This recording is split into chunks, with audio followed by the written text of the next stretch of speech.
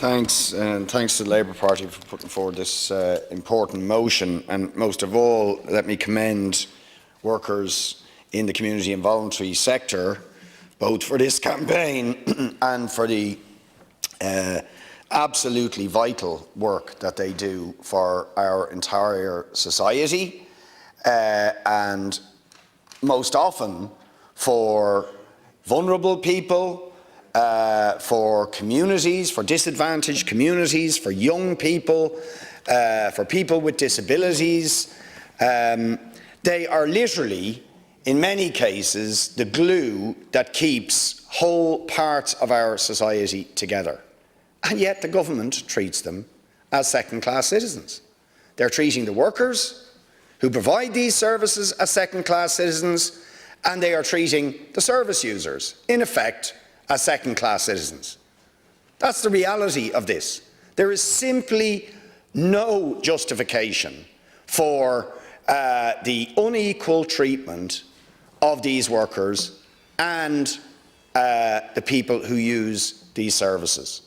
And it does show a certain contempt. There's no other way to look at it, and of course it is linked to the outsourcing of vital health, community and social services, which is endemic in our entire system, which leads to fragmentation.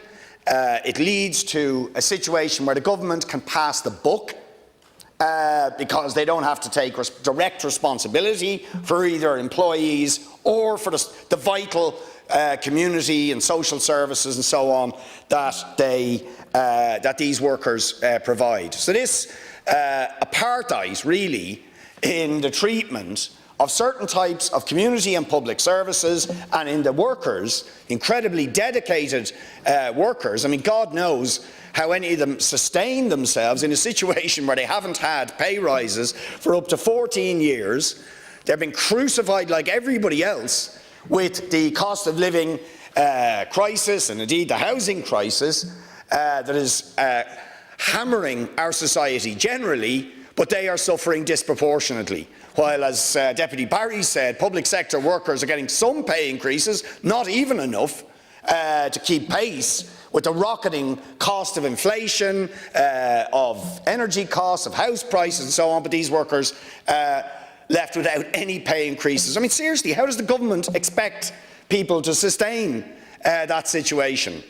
So this has to end. The government should accept the principle that is being put forward in this motion, and these workers should be paid the same as other public sector workers and get the same pay increases as other public sector workers, and more generally, the services they provide for communities, for the vulnerable in our society, for young people, for people with addiction issues and so on. All of these need to be seen, are treated as equal to all the other public services which the government takes direct responsibility for. The lack of respect, the contempt, frankly, been shown for these workers and their service users has to end. So I commend the workers for their campaign. I have no doubt they will continue it. They can be assured of our continued support, but it is long past time that the government recognised their case and conceded the demands that they are making.